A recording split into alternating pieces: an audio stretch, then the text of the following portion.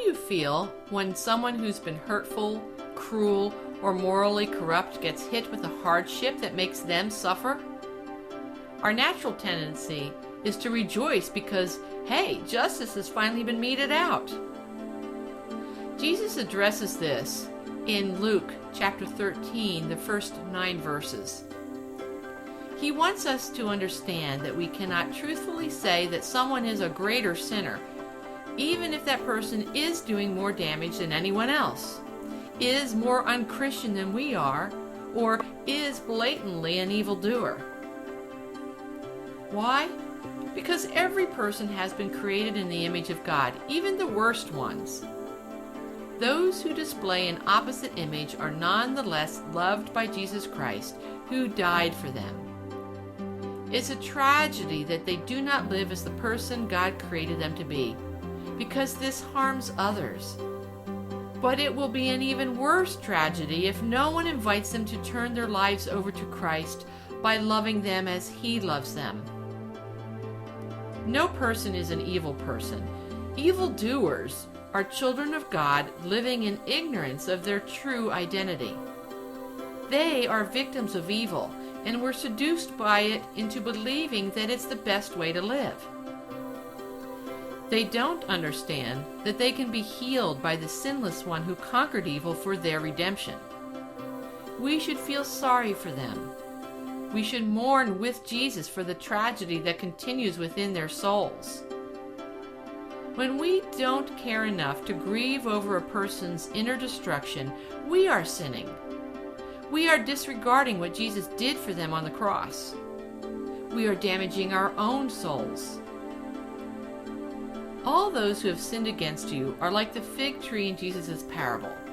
Let me read that parable to you. He said, "There was once a person who had a fig tree planted in his orchard, and when he came in search of fruit on it, he found none.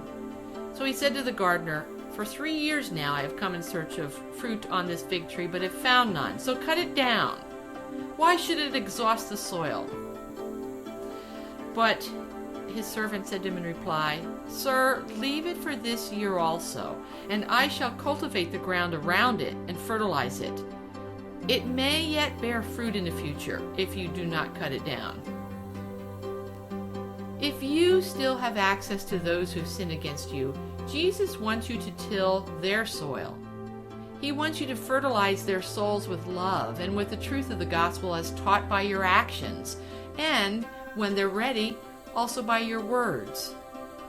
He wants you to give them a gentle but obvious invitation to grow in the right direction. Notice that Jesus doesn't want us to keep a diseased, disintegrating tree in the garden forever.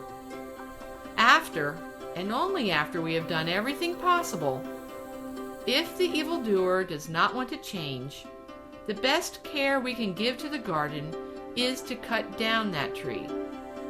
This could mean walking away or calling in the authorities for intervention. It's letting the sinner reap what he sows. This too is very loving. When fertilizer won't produce good fruits, a fallen tree needs to fall to the ground and become mulch and enrich the ground for a new beginning. So let's think about these questions. Who has been so hurtful to you that you wish God would punish them? Can you feel sorry for them? Can you pray for God to do good for them? If not, take this to the sacrament of reconciliation and ask for God's help in feeling more concerned about them. In this, you'll find freedom from the anger and pain that has been holding you captive. And think about these questions as food for thought. What steps can be taken to fertilize the lives of the problematic people of your family, your workplace, your parish?